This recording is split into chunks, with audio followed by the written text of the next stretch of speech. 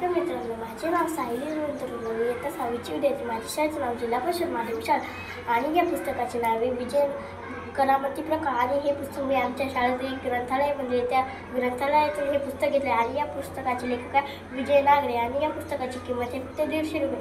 मी तुम्हाला या पुस्तकामधून ते मला कळेल ते तुम्हाला मी सांगणार आहे. दिवाळीच्या सुट्टीत मामाच्या गावी आलेला प्रकाश मोठ्या खुशीत होता. आता मामाचा मला जवळच्या जवळ किलोमीटर होता. आता मामाच्या गावी आता मोसंबी संत्रीची झाडी होती आणि मग विजय त्यातले गेला. विजय म्हणाला, मामा.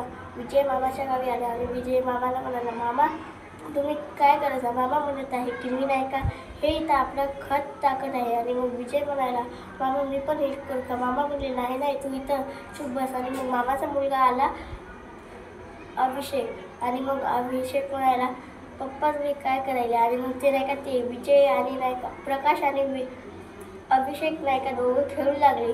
आणि मामाच्या मुलीचं नाव होतं अमृता. तिला नाही का खेळण्यापेक्षा नाही का आईची घरकामात मदत करायला खूप आवडत जाय आणि ती आईला नाही का घरी मदत करत जाय. तुम्ही काय अमृता नाही का आईला पालेभाज्या हे स्वच्छ करून देत आहे. मग ती आईला मदत करायला काय कापून देत आहे आईला काही. आणि मग अभिषेक असा नव्हता, त्याला नाही का प्रकाश आणि अभिषेक नाही का दोघं खेळत जाय. त्यांना काहीच नव्हतं ते आणि त्याची दोघांची गमती रमत जाय. प्रकाशला काहीच नव्हतं कारण पण ते दोघं काय. अमृता अशी नव्हती. अमृताला नाही का आईची मदतच करायला खूप आवडत आहे. मग अमृता एका दिवशी नाही का आईला म्हणाली, आई मी तुझी काय मदत करू? आई म्हणली काहीच नको. मग अमृता नाही का तिची आईची तरी मदत केली. मग आई म्हणाली हो. मग अभिषेक आला. अभिषेक म्हणाला काय नाही गं.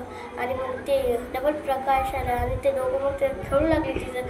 आणि अमृता नाही का आईला पालेभाज्या स्वच्छ करून देते आणि प्रकाश अमृता आईसोबत बाजारात जायचं आहे, कुठे पण जायचं आहे. आईसोबत शेतात जाते, शेतात काम करायला. आणि अमृताला आईची मदत करायला खूप आवडत जाय. आणि मग अमृता आईची मदत करू लागली. बाजारात गेली. बाजारातून त्यांनी सर्व आणलं होतं. मग अमृता घरी आले की तिकडून नाही का पालेभाज्या स्वच्छ केल्या आणि नाही का अमृतानं मग त्या पालेभाजी स्वच्छ केलं की फ्रूट कापून आईला दिले खायला. आई म्हणजे तू पण खाय. अमृता म्हणजे हो मी बाकीची कामं आटपून येतो. मग अमृताने पालेभाज्या स्वच्छ केल्या आणि मग नाही का प्रकाश अभिषेक आणि त्यांचे बाबा आले आणि मग ते चौघं खूप खाऊ लागले आणि मस्त मजाच राहू लागले. अमृता म्हणले तुम्हाला डबल पाहिजे का? नाही बघा. प्रकाशाने नाही का अभिषेक नाही का निघून गेले आणि डबल खेळायला गेले. खेळता करता नाही का त्यांनी दोरीचा धुगा बांधला आणि त्याला लटकू लागले आणि धोका देऊ लागले. ते तर घरी केव्हा थांबतच नाही म्हणून ते दोघं पण गेले बाहेर. आणि ते सकाळी लवकर उठून मग नाही का 11वीचं वर्ष होतं दोघांचं पण ते दोघं कॉलेजला गेले.